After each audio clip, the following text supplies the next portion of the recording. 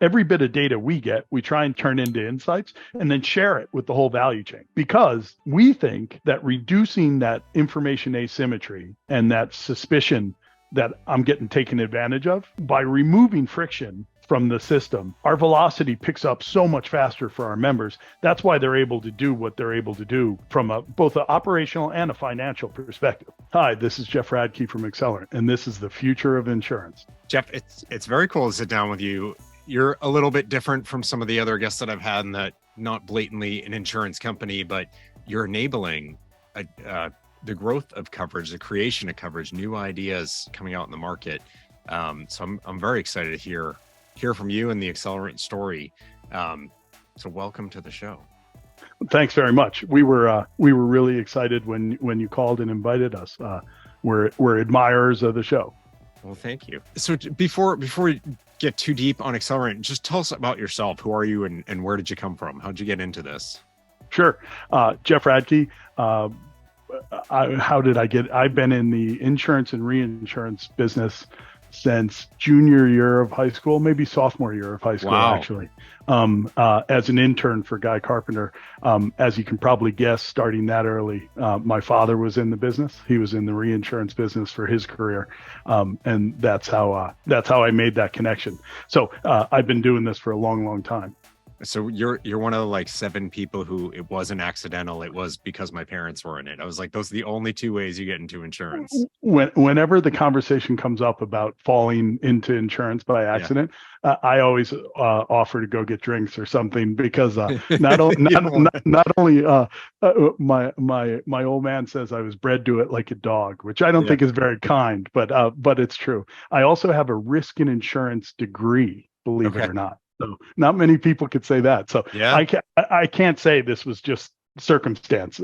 I made my bed. Now I'll lie in it. Well, I knew when you said it, Guy Carpenter, I was like, no high school kids even they think Guy Carpenter is like some French guy that it's like whose name is Guy? That's kind of weird. Yeah, exactly. No, it was a choice. It was a choice between laying sod or sitting in an air conditioned office. It was a pretty easy decision. Fair enough. Well, that is a really like expertise way to start in the industry, even if it's making copies and whatever. But the subject matter, I mean, that's a part of the industry. I'm still shocked how many people who've been in insurance for decades who are like, wait, what's reinsurance? And then there's a whole there's brokers around it, and so you got into some of the technical depth side of the game right off the bat. You said it well, right? I was making coffee for people that were doing very complicated things. So I certainly wasn't doing the complicated things, but it's interesting to start at the end of a story or at the end of a value chain.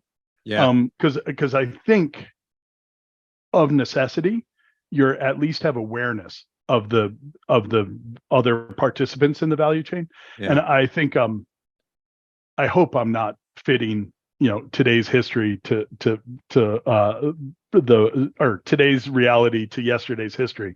But I think a lot of where what Accelerant grew into came from all those years of watching the value chain from both the reinsurance side and also the insurance side, and feeling the pain points. There's one thing to read about them and another thing to be the poor person, try not to swear, the poor person who has to actually do the thing that shows up on the slide as the pain point. No, very fair. So I feel like you're hinting at it, but where did the idea for Accelerant come from, and what is it that you're doing for people who have not heard of Accelerant?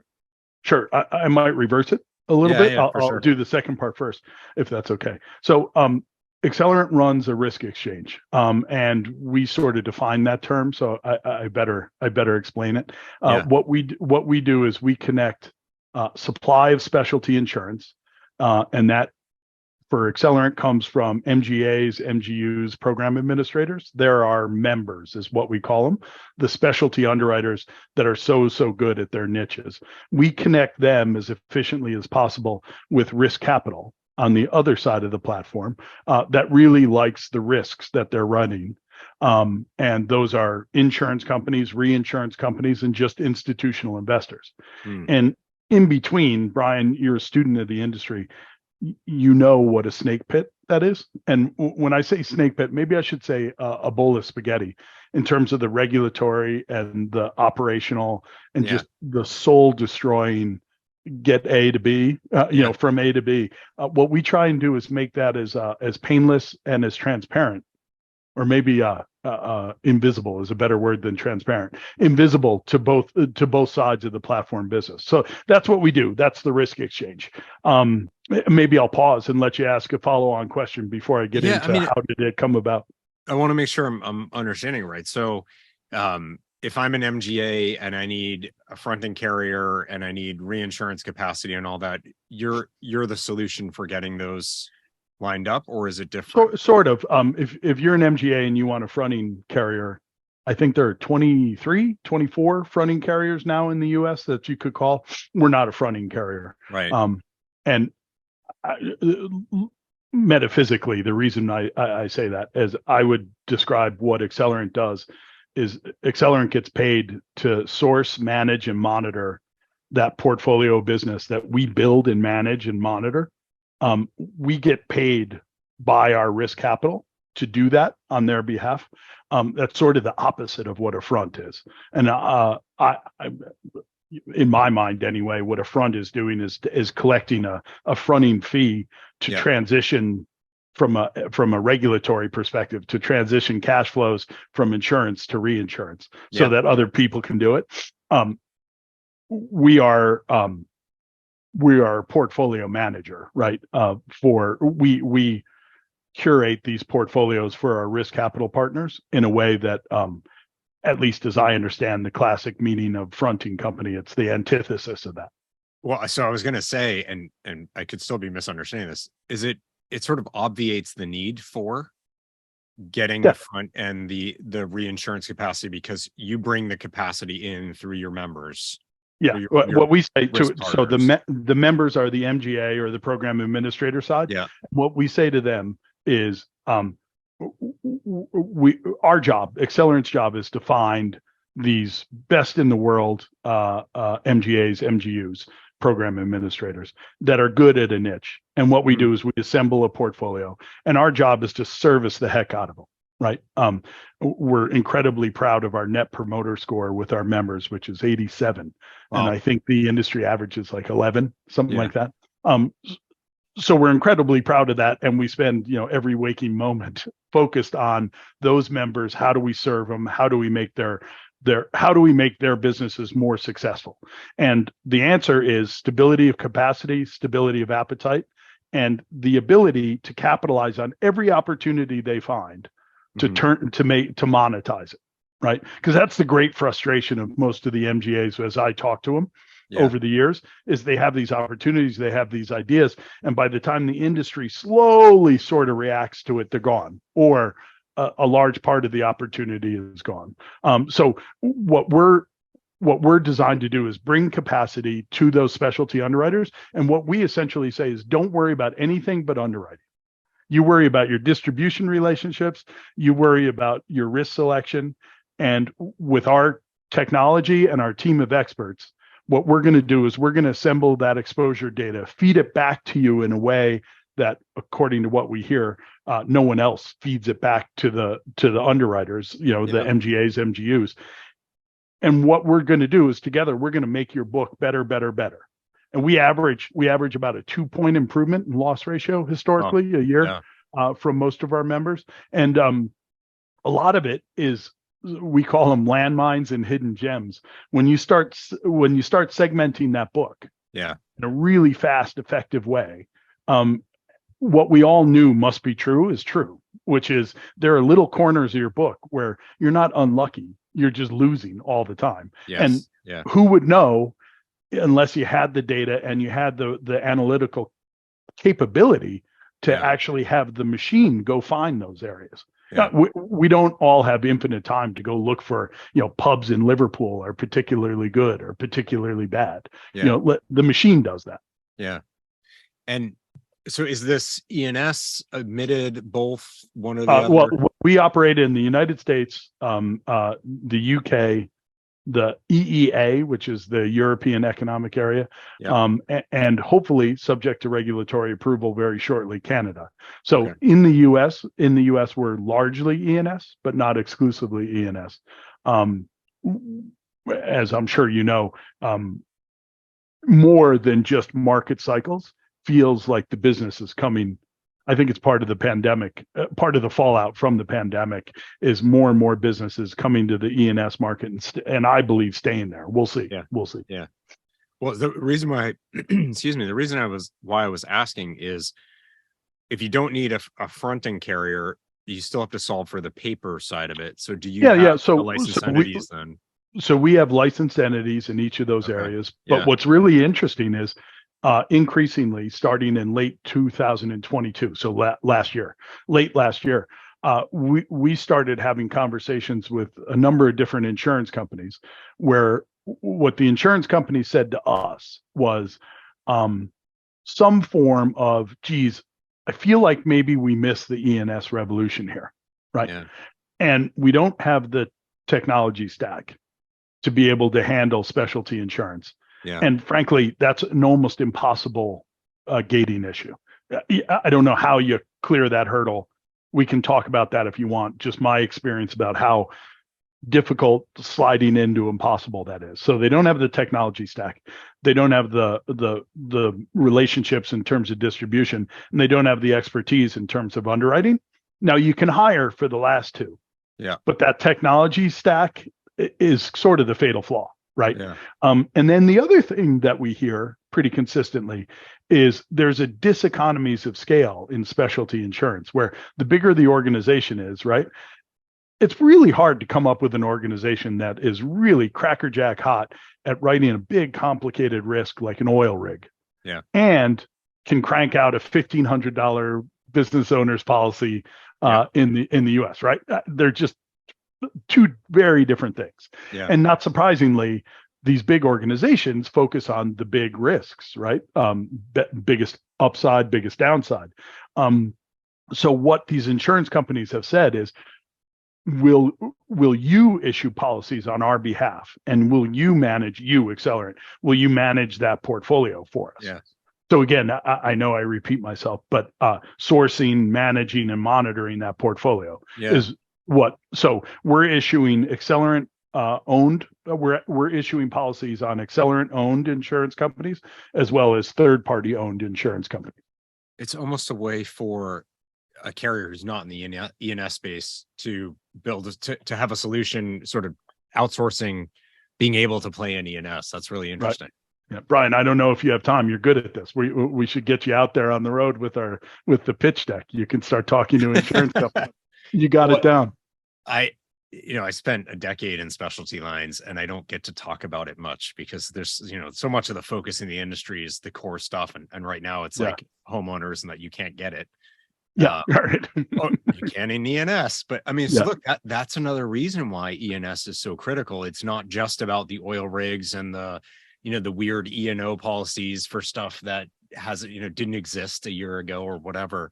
Now it's going to be more and more. I think the everyday consumer will become a shopper in ENS solutions. I heard someone say 10 years ago, you had to commit a felony to end up in ENS, and now misdemeanor will get you over there. That's really well said. Yeah. And I mean, it's an analogy. I mean, they're not telling people like go commit a crime to get coverage, but it's you had to have a mansion in the Outer Banks or coastal Florida or Cape Cod. And now I just heard the other day that the largest homeowners insurer, and I don't know if this is by premium or policies, I'm guessing premium, but in Massachusetts is the Fair Plan, because you can't get coverage for so much of the property that is now considered, coastal risk and erosion and all that. And I don't have that problem. I live in Massachusetts, but my house is nowhere near any desirable place where you would want to, you'd be worried about losing it to a hurricane. I'm sure that's not true. Maybe it's not a hurricane wind exposed, but it's a little rainy out, but that's the extent of it right now. But certainly that pressure exists on all different kinds of lines. And it is hard to spin up, and it's not to say it's impossible, but you're right. The tech is different. And I know, having looked at core systems, replacement projects in specialty lines, a lot of the things that serve the industry, at least when we were looking, it's like, look, that's built for auto. I'm sure it could meet our needs, but the translation into our needs is a very heavy lift. And that was at least 10 years ago. Well, maybe a little less than 10 years ago, but things have changed. And you can use the big core systems for, for more esoteric coverage, but massive project. And if you're a $20 billion carrier writing all this other kind of mainline stuff, you're not going to put the investment. You don't have the time, the resources, or the interest to build it out for a $80 million book that's made up of, a bunch of $5 million books.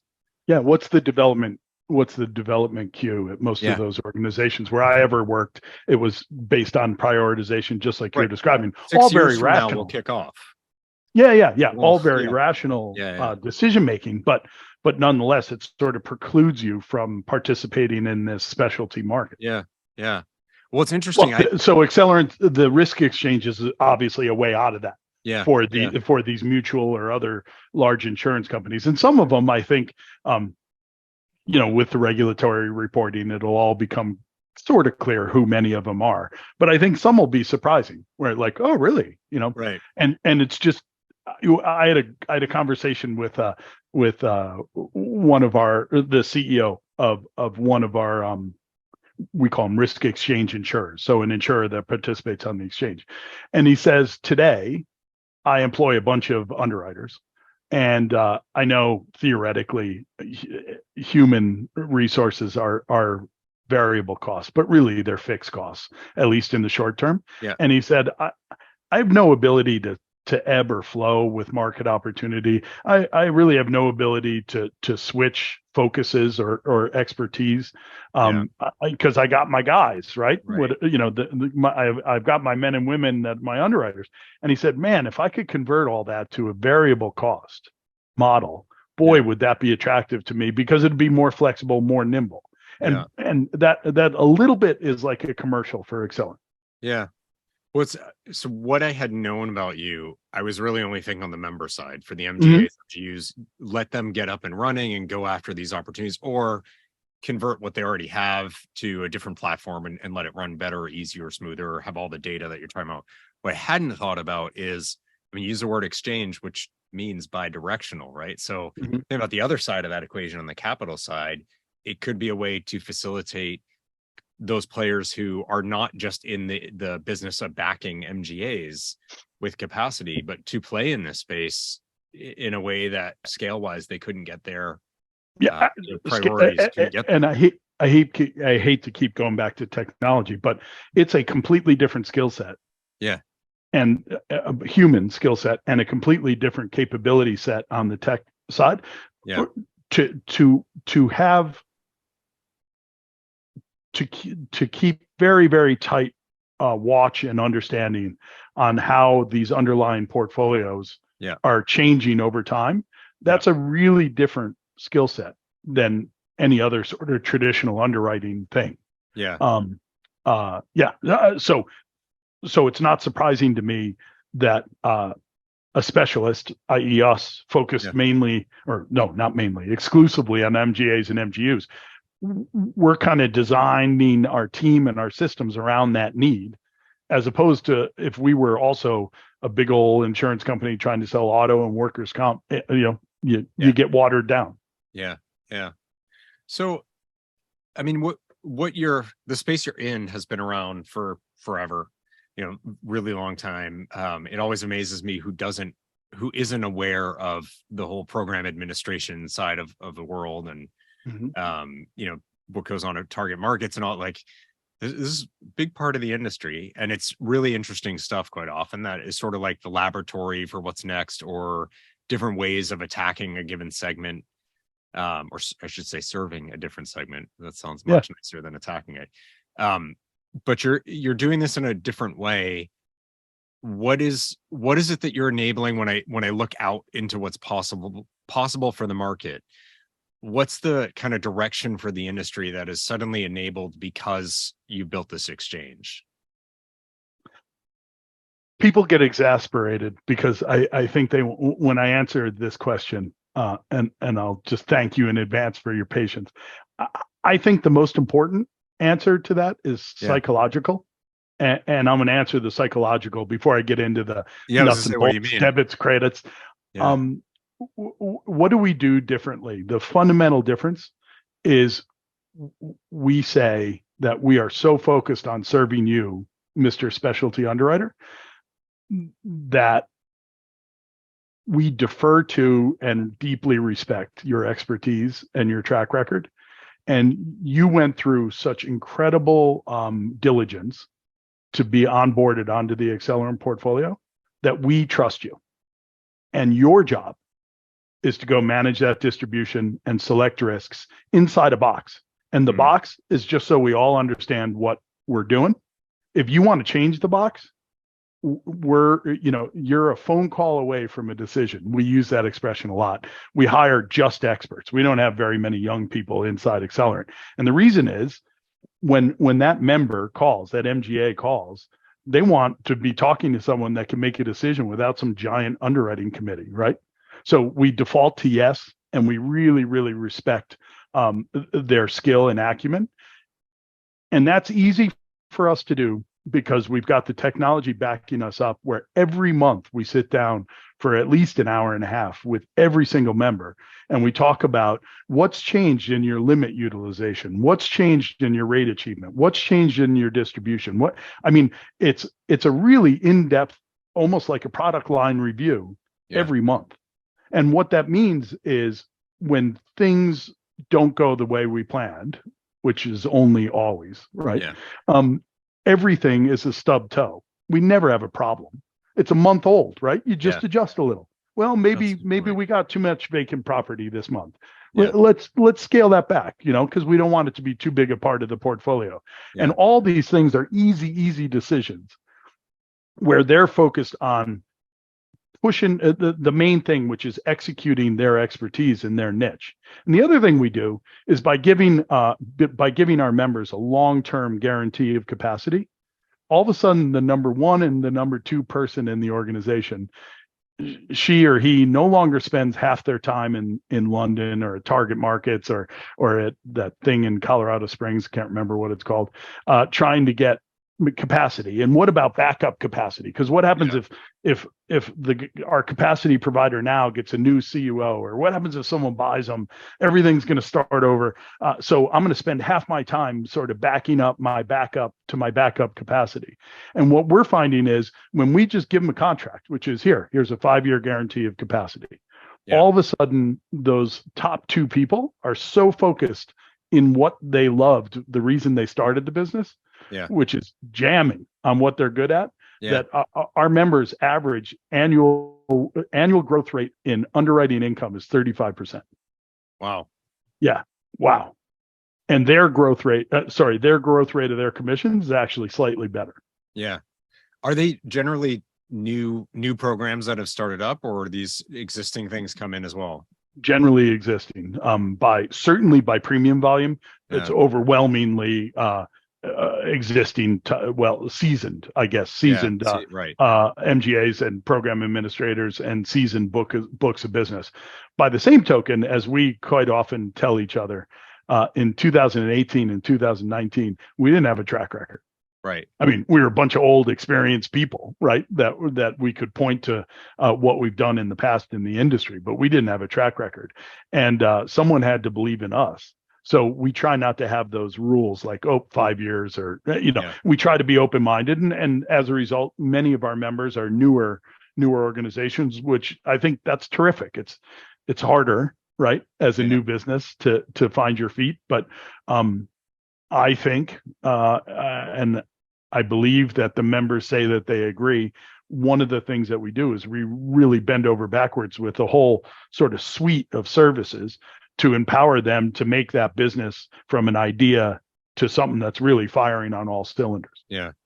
Well, the reason why I asked was when you said 35%, it was like, that's very high for existing programs, but not high enough for startup programs. So, it's fine if you're more of a traditional use of the word MGA, if you're sort of the insurtech use of the word MGA, That's not fast enough. Yeah, that's probably. But if you're primarily existing stuff, that is actually, I mean, a lot of these programs are, I don't want to say cash cows, but they're just sort of like, yeah, it's performing well. We've been writing it for 15, 20 years and like, it's fine. It doesn't grow. It doesn't shrink. It's profitable. We leave it alone. Until you bring technology. Right. And then all of a sudden it grows. And I don't think a lot of them are aware of that. It's like you get into the complacency of it. Maybe, Ryan. I'd go another way, which is the whole industry is rigged to keep that program administrator a little bit in the dark. Yeah. On all the details, right? So they know what they know. And then there's all this other data, claims data, causal loss data, that, there's all this other data, what's going on with other regulatory filings, what's going on with loss trend, there's all this stuff that the carriers generally either don't think to share, don't want to share, or don't have the technology to share, right? Yeah. And what we do is, you'll never hear Accelerant talk about our information edge, which is unusual, right? It's the flavor of the decade, talking about, we got better data. We have an information edge. And the reason we don't talk about that is what every bit of data we get, we try and turn into, through the analytics, turn into insights and then share it with the whole value chain. Because we think that reducing that information asymmetry and that suspicion that I'm getting taken advantage of. Right. By removing friction from the system, our velocity picks up so much faster for our members. That's why they're able to do what they're able to do from both an operational and a financial perspective. I mean, they'd never say this to me, I don't think, but I think most of them never dreamed that their businesses could look like they do now, which is great. Well, I mean, the 280 of us at Accelerant, that's just music to our ears, because that's what we're here for. We're here to make them successful. Yeah. Well, look, before I let you go, I want to ask you something I've been getting conflicting viewpoints on, and not just right now. I mean, this goes back in time, but the outlook for E&S. I think historically, the industry has looked at it as it's like the plug number, where, there's so much capacity needed and admitted can do this or this, or, it shifts around in any given year, and E&S is just the difference. And obviously there's some that is just sort of always E&S. So that's not what it's really about, but the size of the E&S market is just a variable to plug that gap. Mm-hmm. Other people are saying that's historic. The reality is too much is shifting with too much frequency for admitted to ever be able to catch up again. There will always be an admitted place and space for it, but that E&S, it's more than just filling that capacity gap for this variable portion that goes in and out of the market, between, like you said, misdemeanor restaurants, and restaurants. Right. What's your take on the E&S market? Do you think that long-term or looking out the next 5 to 10 years, that it is different and the scale will be increasing and it will be more consistent? Or do you think it is this sort of like mopping up what admitted's not able to take care of until admitted catches up? But basically, do you think admitted can be catching up, or has something changed?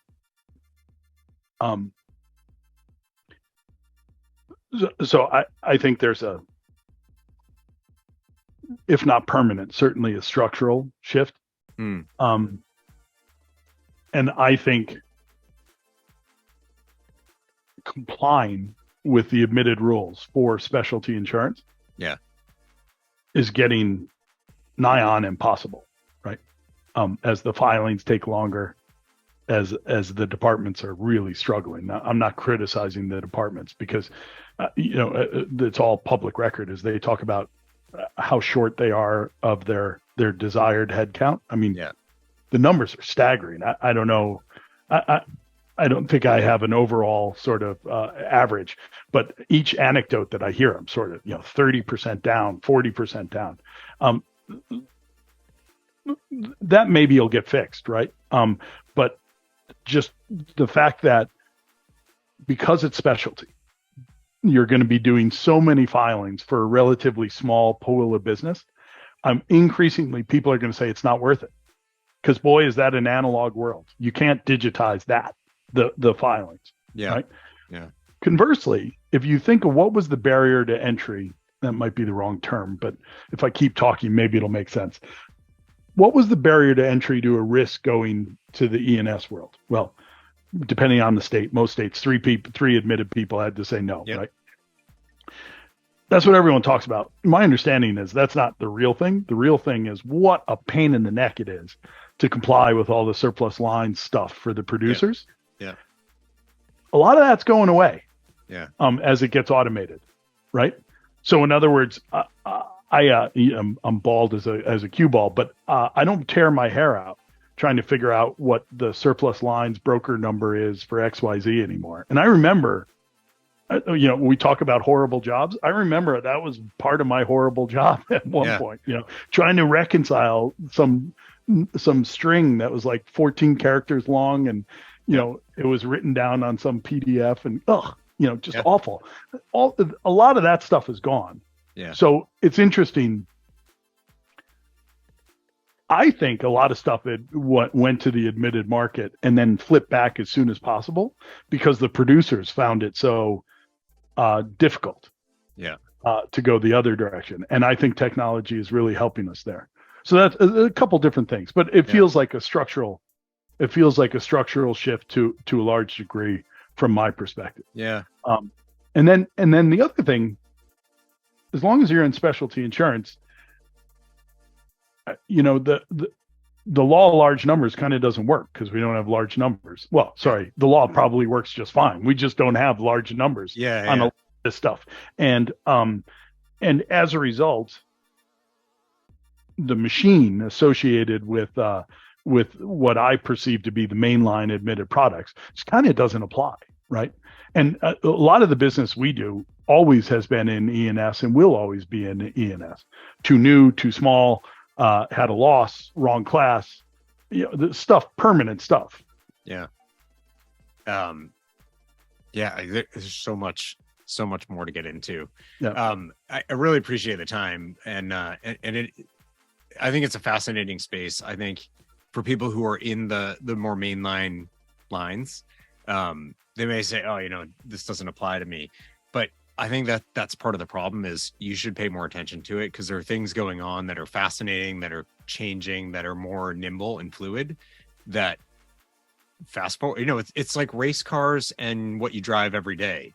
Yeah. Stuff going on in F1 is totally irrelevant to you today, but 10 years from now, a lot of that stuff is going to be in your car one way or the other. You should be actually curious about it. Right. And I think it goes both ways too, Brian. I think too often the reinsurance, the E&S, the specialty people sort of look down their noses at the standard lines people. And if you think about most of the analytical stuff, the AI stuff that we're doing in terms of customer behavior models, that all came from the admitted space. Yeah. So it is definitely a cross-pollination. Yeah. And I guess what perhaps the biggest theme that the specialty market has to teach the more standard or traditional market is that the pace of change, it's a cliche now, but the pace of change is increasing. Yeah. And the average duration in the industry, average life of a program is 18 months. Wow. You better be fast and cheap at standing those things up if the average duration of a program is 18 months. And and I think that thought process of we have to break this up into little component specialist companies that are all interacting well because of the technology. That's the only way to handle that pace of change. Because any organization that gets big enough to be a sort of monolithic carrier is just, I'm not criticizing any company or any person. You just can't do it, right? You can't do it. Yeah, and I think they would recognize that too. That's not the game they're trying to play. Yeah.